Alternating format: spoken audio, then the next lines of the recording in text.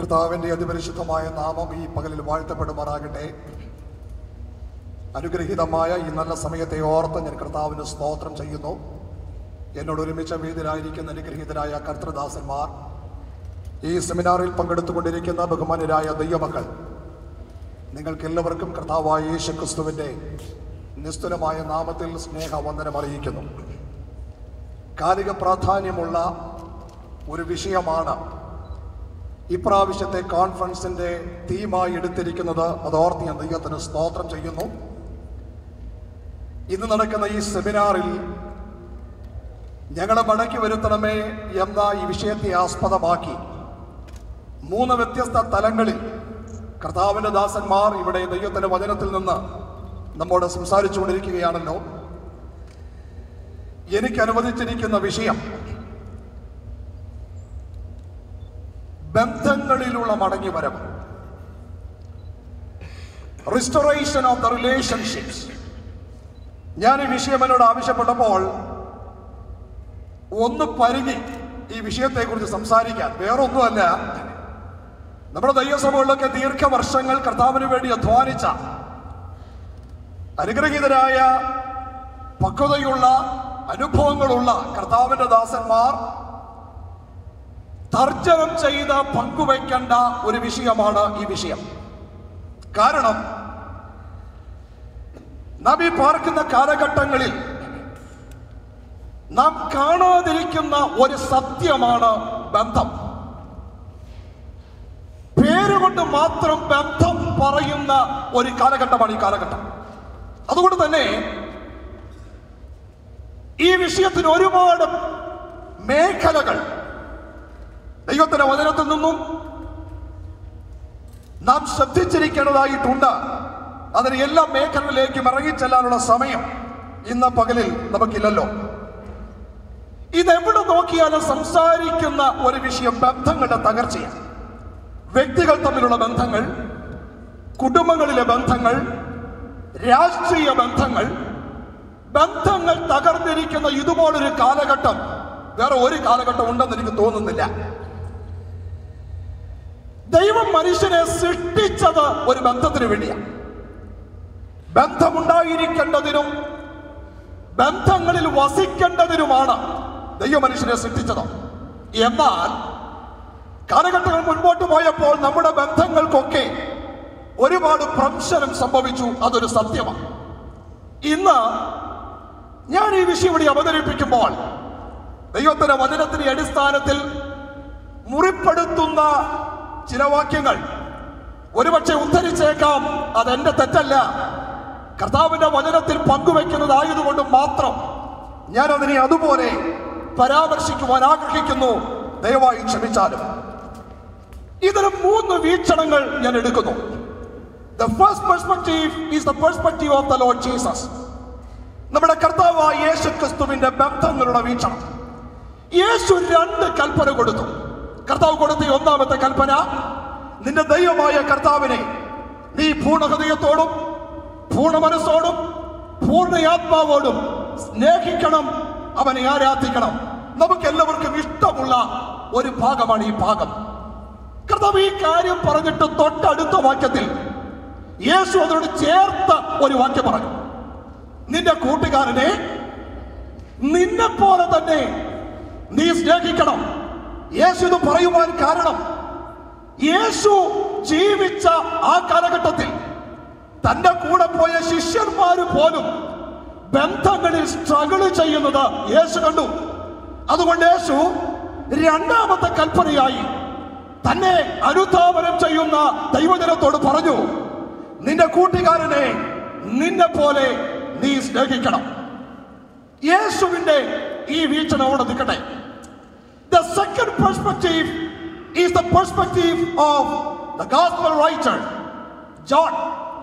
യോഹന്നാന്റെ സുവിശേഷകൻ എഴുതുന്ന തന്റെ ലേഖനത്തിൽ ഇതിനൊരു വിശദീകരണം യോഹന്നാൻ കൊടുക്കുന്നുണ്ട്. യോഹന്നാൻ കൊടുക്കുന്ന വിശദീകരണം ഇങ്ങനെയാണ്: കാണാത്ത ദൈവത്തെ നീ സ്നേഹിക്കുന്നു, എന്നാൽ കാണുന്ന സഹോദരനെ നിനക്ക് സ്നേഹിക്കാൻ വയ്യ. കാണുന്ന ദൈവത്തെ നീ സ്നേഹിക്കുന്നു എന്ന് പറയുകയും കാണാത്ത സഹോദരനെ കാണുന്ന സഹോദരനെ നിനക്ക് സ്നേഹിക്കാതിരിക്കുകയും നീ ചെയ്യുമെങ്കിൽ നീ ദൈവത്തെ സ്നേഹിക്കുന്നു എന്ന് പറയുന്നത് ഒരു പൊള്ളയായ സത്യമാണ്. നീ കള്ളനാണ് എന്ന് യേശു പറഞ്ഞത്. ദൈവത്തിന് സ്തോത്രം. എനിക്കറിയാം ഇതൊരിക്കലും ഇഷ്ടപ്പെടുവാൻ സാധ്യതയില്ലാത്ത ഒരു വിഷയമാണെന്ന് എനിക്കറിയാം. ദൈവത്തെ ആരാധിക്കാൻ നമുക്ക് ഇഷ്ടമാണ്. I love the orthodoxy as the pastor was presenting today. ദൈവവചനത്തിന്റെ ഉപദേശങ്ങൾ ഒരിക്കൽ പോലും കാറ്റിൽ പറത്താനുള്ളതല്ല. We cannot compromise the doctrines of the word of God. എന്നാൽ ദൈവത്തിന്റെ വചനവും അതിന്റെ ഉപദേശവും അതിനുവേണ്ടി നിലനിൽക്കുകയും ചെയ്യുമ്പോൾ തന്നെ ദൈവത്തെ ആരാധിക്കുന്ന ഒരു ദൈവത്തിന്റെ പൈതൽ തീർച്ചയായും നിർവഹിക്കേണ്ടതാണ് കാണുന്ന സ്നേഹം, തന്റെ അടുത്തുള്ളവനെ സ്നേഹിക്കുക എന്നുള്ളത്. അത് വെള്ളക്കാരനാകട്ടെ, അത് കറുത്തവനാകട്ടെ, അത് ഉള്ളവനാകട്ടെ, അതില്ലാത്തവനാകട്ടെ, അത് പണ്ഡിതനാകട്ടെ, അത് പാമരനാകട്ടെ, നിനക്കൊപ്പം നിൽക്കുന്നവനെ സ്നേഹിക്കാനല്ല, നിനക്ക് കൂടെ തന്നവനെ സ്നേഹിക്കാനാ യേശു പറഞ്ഞത്. ഉള്ളതുപോലെ സ്നേഹിക്കാൻ വേണ്ടി. ദൈവത്തിന്റെ സ്തോത്രം. അപ്പൊ ഈ വിഷയം യോഹന്നാൻ ഈ കാര്യം പറയുന്ന 4-ാമത്തെ അധ്യായത്തിലാണ്. 3-ാമത്തെ അധ്യായം മുഴുവൻ വായിക്കുമ്പോ യോഹന്നാൻ അതിനോട് ചേർത്തൊരു എക്സ്പ്ലനേഷൻ കൊടുക്കുന്നുണ്ട്. യോഹന്നാൻ പറയുന്നത് ഇങ്ങനെയാണ്: നീ കാണുന്ന സഹോദരനെ സ്നേഹിക്കുന്നില്ലെങ്കിൽ നീ കള്ളനാണെന്ന് യേശു യോഹന്നാൻ പറഞ്ഞിട്ട് യോഹന്നാൻ അതിനോട് ചേർത്തൊരു കാര്യം കൂടെ പറയുന്നത് ഇങ്ങനെയാണ്: അവന്റെ അകത്ത് ജീവനില്ല, അവൻ കുലപാതകനാണ്. അങ്ങനെയാണെങ്കിൽ കുലപാതകൻ ദൈവരാജ്യം അവകാശമാക്കത്തില്ല. അപ്പൊ ഞാനതിന് ഇങ്ങനെയൊന്ന് കൊണ്ടുവരട്ടെ. ഇവിടെ നടക്കുന്ന ഈ കോൺഫറൻസിന്റെ പരമപ്രധാനമായ ലക്ഷ്യം എല്ലാ വർഷവും നടക്കുന്ന ഒരു മലയാളി കോൺഫറൻസ് ഒരു ഉത്സവമായി തീർത്ത് മടങ്ങി പോവുക എന്നല്ല, വല്ലവിധേനയും നിത്യരാജ്യത്തിൽ എത്തിച്ചേരുക എന്നുള്ളതാ. അങ്ങനെയാണെങ്കിൽ സ്വന്തം സ്നേഹിതനെ, കൂടെ ആരാധിക്കുന്നവനെ, അയൽവക്കത്ത് പാർക്കുന്നവനെ സ്നേഹിക്കാൻ കഴിയില്ലെങ്കിൽ സ്വർഗരാജ്യം നമുക്ക് അന്യമാണ് എന്ന് പറഞ്ഞാൽ അതൊരിക്കലും അതിശയോക്തിയല്ല. ഞാൻ ഈ പറയുന്നത് ദൈവവചനത്തിലെ കാര്യമാണ്. കാരണം എന്നോട് കെർവിച്ചിട്ട് കാര്യമില്ല. യോഹന്നാൻ എഴുതി വെച്ച വേദഭാഗത്തിന്റെ പറയുന്നത്. So the second perspective is this, that you need to love your brother. You need to have this relationship. വ്യക്തിപരമായ ഈ ബന്ധത്തെ യോഹന്നാൻ അങ്ങനെ വിശദീകരിക്കുക. യോഹന്നാൻ ഈ വിശദീകരണത്തിന് പറഞ്ഞ ഈ വിശദീകരണത്തെ അപ്പോസ്തലനായ പൗലോസ് മറ്റൊരു തരത്തിലാണ് വിശദീകരിച്ചത്. Third perspective in 1 Corinthians chapter 12, 12-ാമത്തെ അധ്യായത്തിൽ കർത്താവിന്റെ ദാസൻ പറഞ്ഞു വെക്കുന്നത് ഇങ്ങനെയാ: ഒരു സമൂഹത്തിൽ വിവിധ അവയവങ്ങളുണ്ട്. ഒരു ശരീരം, വിവിധ അവയവങ്ങൾ. കണ്ണുണ്ട്, കാലുണ്ട്, കൈയുണ്ട്. ഈ ശരീരത്തിലെ അവയവങ്ങളെല്ലാം ഒന്നിന് ആവശ്യമാണ്. ഒരാൾക്കും പറയാൻ പറ്റില്ല എനിക്ക് നിന്നെ വേണ്ട. ഒരാൾക്കും പറയാൻ പറ്റില്ല നീ ഇമ്പോർട്ടന്റ് അല്ല, ഞാനാണ് ഇമ്പോർട്ടന്റ് എന്ന് പറയാൻ കഴിയില്ല. പൗലോസ് അപ്പോസ്തലൻ ഇത് പറയുമ്പോൾ അതിനോട് ചേർത്ത് പിന്നീടാണ് ദൈവത്തിന്റെ ദാസൻ വിശദീകരിക്കുന്നത്. നിങ്ങൾ അന്യഭാഷയെ സംസാരിച്ചാലും, നിങ്ങൾ കൃപാവരങ്ങളുള്ളവരാണെങ്കിലും, സ്നേഹത്തിന്റെ അടിസ്ഥാനത്തിൽ ബന്ധത്തിന് ഊന്നൽ കൊടുക്കുന്നില്ലെങ്കിൽ ഇതെല്ലാം പൊള്ളയാണ് എന്ന് പൗലോസ് അപ്പോസ്തലൻ പറഞ്ഞു വെക്കുന്നത്. എത്ര സ്തോത്രം. അപ്പൊ അങ്ങനെ വരുമ്പോ നമ്മുടെ സമൂഹത്തെ നാം ഒന്ന് വിശകലനം ചെയ്തേ മതിയാകും. സമൂഹത്തിൽ ആരാധനയ്ക്ക് വരുമ്പോൾ പ്രാർത്ഥനയുണ്ട്. നമ്മുടെ സമൂഹങ്ങളിൽ മനോഹരമായ ശുശ്രൂഷകൾ നടക്കുന്നു. പക്ഷേ അടുത്തിരിക്കുന്നവരെ നമുക്ക് ഉൾക്കൊള്ളാൻ ഇന്നുവരെ കഴിഞ്ഞിട്ടില്ല. 3 ചിന്തകൾ ഞാൻ ഈ 3 പെർസ്പെക്റ്റീവിന് ഇങ്ങനെ കൊണ്ടുവന്ന് സമയമില്ലല്ലോ, അവസാനിപ്പിക്കണം. 3 ചിന്തകൾ കൂടെ ചേർത്ത് പറയട്ടെ. Selfishness versus love. നമ്മ സ്വാർത്ഥതയുടെ പിന്നാലെ പോകുന്നവരായി മാറി. അതാണ് അംഗീകരിക്കുവാൻ നമുക്ക് കഴിയാത്തതിന്റെ പ്രശ്നം. Mistrust versus faith. നമുക്ക് അവിശ്വാസം അംഗീകരിക്കുവാൻ കഴിയുന്നില്ല. ഒരാളെയും വിശ്വസിക്കുവാൻ കഴിയുന്നില്ല. വിശ്വസിക്കുവാൻ കഴിയാത്തത് കൊണ്ട് തെറ്റിദ്ധാരണകൾ നമ്മുടെ ബന്ധങ്ങളെ തകർക്കുന്നു. Desire for power versus renunciation of power. അധികാരത്തിനും സ്ഥാനത്തിനും വേണ്ടി ആരുടെയും കാല് വലിക്കുവാൻ, കസേര വലിക്കുവാൻ ഈ കാലഘട്ടത്തിൽ ആളുകൾ തയ്യാറാകുമ്പോൾ തകർന്നു പോകുന്നത് ക്രിസ്തു പണിതെടുത്ത ഈ ശ്രേഷ്ഠമായ സഭ എന്ന സൗധമാണ് എന്ന സത്യം മറക്കരുത്. അധികാരമല്ല വേണ്ടത്, അധികാര വിനിയോഗങ്ങളെ മാറ്റി യേശുവിനെ പിൻപറ്റുവാൻ കഴിയണം. ദൈവത്തിന് സ്തോത്രം. എവിടെയൊക്കെ മടങ്ങി വരണം വിശദീകരിക്കാൻ സമയമില്ല. You need to restore yourself to your individuality. വ്യക്തിത്വത്തിലേക്ക് മടങ്ങി വരണം, കുടുംബത്തിലേക്ക് മടങ്ങി വരണം, സഭയിലേക്ക് മടങ്ങി വരണം, ദൈവത്തിലേക്ക് മടങ്ങി വരണം. ഈ 4 മേഖലകളിലാണ് നമ്മുടെ ബന്ധങ്ങൾ നഷ്ടപ്പെട്ടു നിൽക്കുന്നത്. ഇതിനെ 3 ആശയം കൂടെ പറഞ്ഞ് ഞാൻ വാക്കിനെ അവസാനിപ്പിക്കാം. ഇതിന് എന്താ പരിഹാരം? നമുക്ക് ഇതൊക്കെ വേദപുസ്തക പ്രകാരം ബന്ധം വലുതാണെങ്കിൽ യേശു ബന്ധത്തെ കുറിച്ച് പറഞ്ഞെന്നും യോഹന്നാനും പൗലോസും ഒക്കെ ഇതിനെ വിശദീകരിച്ചു എന്നൊക്കെ നമ്മൾ പറയുമ്പോൾ ഇതിനൊരു പരിഹാരം പറഞ്ഞേ ഒരു സെമിനാർ അല്ലേ, അതുകൂടെ പറഞ്ഞ് ഞാൻ അവസാനിപ്പിക്കാം. Number 1, admit that you have lost your relationship. എന്റെ ബന്ധം നഷ്ടപ്പെട്ടു പോയി എന്ന് ഞാൻ സമ്മതിക്കാത്തിടത്തോളം കാലം എനിക്ക് ബന്ധത്തിലേക്ക് മടങ്ങി വരുന്നില്ല. സ്വർഗത്തിലെ ദൈവം നമ്മെ എത്ര നിയോഗിച്ചാലും എനിക്ക് തിരിച്ചറിവുണ്ടാക്കണം. എന്റെ സഹോദരൻ, എന്റെ സഹോദരി, എന്റെ ബന്ധുക്കൾ, എന്റെ പ്രിയപ്പെട്ടവർ, അവരുമായി വ്യത്യസ്ത കാരണങ്ങളാൽ എനിക്ക് ബന്ധം നഷ്ടപ്പെട്ടു പോയി എന്ന് ഞാൻ തിരിച്ചറിഞ്ഞാൽ എനിക്കൊരു മടങ്ങി വരവുണ്ട്. ഉദാഹരണം, 10 ദ്രഹ്മയുണ്ടായിരുന്നൊരു സഹോദരി, കർത്താവായ യേശു ക്രിസ്തു പറഞ്ഞ ഉപമയ. 10 ദ്രഹ്മയിൽ ഒന്ന് നഷ്ടപ്പെട്ടു പോയ ഈ സഹോദരി 9 തന്റെ കയ്യിലുള്ളപ്പോൾ തന്നെ നഷ്ടപ്പെട്ടു പോയ 1 ദ്രഹ്മയ്ക്ക് വേണ്ടി വീട് മുഴുവൻ അടിച്ചുവാരി അന്വേഷിക്കുകയാണ്. കാരണം വിവാഹം കഴിക്കുവാൻ പോകുന്ന തന്റെ മണവാളൻ തനിക്ക് നൽകിക്കൊടുത്തിട്ട് പോയ ഈ 10 ദ്രഹ്മയിൽ 1 നഷ്ടപ്പെട്ടു പോയാൽ കുടുംബം നോക്കാൻ കൊള്ളാത്തവളെന്ന് പറഞ്ഞ് വിവാഹത്തിന് അദ്ദേഹം സമ്മതിക്കില്ല.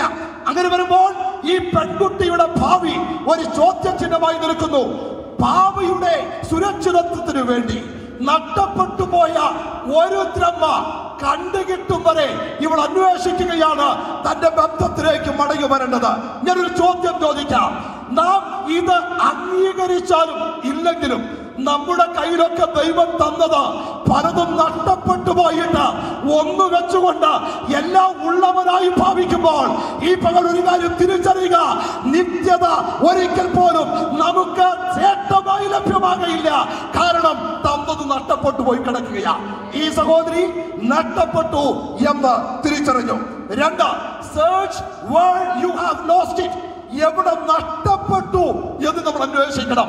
അവിടെ ഇവിടെയും പോയി ബന്ധുക്കളെ നഷ്ടപ്പെട്ടു പോയി എന്ന് പറഞ്ഞത് കൊണ്ട് അർത്ഥമില്ല. ആരുമായിട്ടാണ് പ്രശ്നം? അത് കൂടെയുള്ളവരാകട്ടെ പുറത്തുള്ളവരാകട്ടെ, ആ ബന്ധം നിങ്ങൾക്കറിയാം, എനിക്കറിയാം ഈ ബന്ധം എവിടെയാണ് നഷ്ടപ്പെട്ടതെന്ന്. അത് അംഗീകരിക്കുകയും അവിടെ പോയി നിരപ്പ് പ്രാപിക്കുകയും ചെയ്യുമ്പോൾ ദൈവം അനുധാവനമിൽ ദൈവം ഭാവനം ചെയ്ത, മനോഹരമായി വിഭാവനം ചെയ്ത ഈ ശ്രേഷ്ഠമായ ദൈവസഭയുടെ പദ്ധതി അതുപോലെ നടക്കുവാനിടയാകും. 3, be ready to restore it. നാം അത് ചെയ്യാൻ റെഡിയാകാതിരിക്കുന്നിടത്തോളം കാലം, നാം അത് ചെയ്യാൻ തയ്യാറാകാതിരിക്കുന്നിടത്തോളം കാലം നമ്മുടെ ബന്ധങ്ങൾ ഒരിക്കൽ പോലും മടങ്ങി വരും എന്ന് എനിക്ക് യാതൊരു ചിന്തയുമില്ല. കാരണം രൂത്തിനെ കുറിച്ച് പറഞ്ഞൊരു വാക്യമുണ്ട്, ഷീ റിട്ടേൺ എന്ന് പറയുന്ന ഈ വാക്യത്തിന് ഇബ്രായ ഭാഷ എഴുതി വെച്ചിരിക്കുന്ന ഷൂം, the idea of shum is this, that she returned to her family, she returned to her society. തന്റെ കുടുംബത്തിലേക്ക്, തന്റെ സമൂഹത്തിലേക്ക് ഈ സഹോദരി മടങ്ങി വന്നു.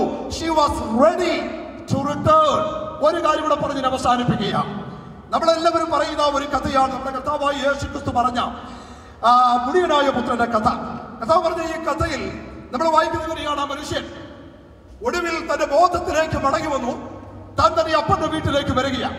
അപ്പന്റെ വീട്ടിലേക്ക് വന്നിട്ട് ഇങ്ങനെ പറയുന്നു: അപ്പോൾ ഞാൻ നിന്നോടും സ്വർഗത്തോടും പാപം ചെയ്തു, നിന്റെ മകനൊന്ന് വിളിക്കപ്പെടുവാൻ ഞാൻ യോഗ്യനല്ല. He is returning. പക്ഷേ ഈ കഥയെ ജർമ്മൻ ഭാഷയിൽ പറയുന്ന ഒരു വാക്കിനെ ചേർത്ത് വെച്ച് ഞാൻ ഉപസംഹരിക്കുക. ജർമ്മൻ ഭാഷയിൽ നാമൊക്കെ ഇംഗ്ലീഷിൽ സോറി എന്നൊക്കെ ഇങ്ങനെ ഒഴുക്കം മറ്റിൽ ഏത് കാര്യം നടന്നാലും നമ്മൾ സോറി എന്നൊക്കെ പറഞ്ഞ് നമ്മൾ പോകുന്ന ഈ വാക്ക് ജർമ്മൻ ഭാഷയിൽ ഉപയോഗിക്കുന്ന പദം ഇങ്ങനെയാണ്, എൻഷൂൾഡിഗൻ. എൻഷൂൾഡിഗൻ സി എന്ന് പറഞ്ഞാൽ ദയവായി എന്നോട് ക്ഷമിച്ചാലും എന്ന. എൻഷൂൾഡിഗും എന്ന് പറയുന്ന ഈ വാക്കിന്റെ ശരിയായ കോണ്ടക്ച്വൽ മീനിങ് ഇങ്ങനെയാണ്. എൻഷൂൾഡിഗും എന്ന് പറഞ്ഞാൽ സ്നേഹിത എന്നോട് ക്ഷമിക്കണം, എന്നിട്ട് എന്നെ അവിടുത്തെ മകനായി മകളായി സ്വീകരിക്കണമേ എന്നാണ് ജർമ്മൻ ഭാഷയിൽ എൻഷൂൾഡിഗും സോറി എന്ന് പറഞ്ഞാൽ അർത്ഥം. അങ്ങനെയാണെങ്കിൽ ഇവിടുന്ന് പോകുമ്പോ നമ്മള് ബന്ധങ്ങളുടെ മടങ്ങിവരവ് ശരിയായ അർത്ഥത്തിൽ പുനർനിർണയിക്കപ്പെടണമെന്നൊരു ചിന്ത നമുക്കുണ്ടെങ്കിൽ ഇന്നു മുതൽ സോറി എന്ന് പറയുമ്പോൾ ഒഴുക്കം പറ്റി പറയാതെ, സ്നേഹിത എന്നെ മടക്കി സ്വീകരിക്കണം, എനിക്ക് തെറ്റുപറ്റിപ്പോയി, എനിക്ക് വന്ന തെറ്റിനെ ക്ഷമിച്ച എന്നെ മടക്കി സ്വീകരിക്കണമേ എന്ന് ആത്മാർത്ഥമായി പറഞ്ഞാൽ എന്റെ വിശ്വാസം നഷ്ടപ്പെട്ടു പോയ ബന്ധങ്ങൾ ഇവിടെ പുനഃസ്ഥാപിക്കപ്പെടും, സഭകൾ പുനരുജ്ജീവിക്കപ്പെടും, ആത്മാവിന്റെ പ്രവർത്തനങ്ങൾ നടക്കും, പരിശുദ്ധാത്മാവിന്റെ വെളിപ്പെടുത്തൽ ഉണ്ടാകും. അതാണ് ഈ കാലഘട്ടത്തിൽ ദൈവസഭയെ കുറിച്ച് ദൈവം ആഗ്രഹിക്കുന്നത്. കർത്താവ് നമ്മെ അതിനായി സഹായിക്കട്ടെ. ഈ ശ്രേഷ്ഠമായ അവസരത്തിനായി ദൈവത്തിന് നന്ദി പറയുന്നു. നമ്മെ ദൈവമാക്കി വെച്ച ബന്ധങ്ങളിലേക്ക് ഒരു മടങ്ങി വരവ് ദൈവം നമുക്ക് തരട്ടെ. കർത്താവ് നമ്മെ സഹായിക്കട്ടെ.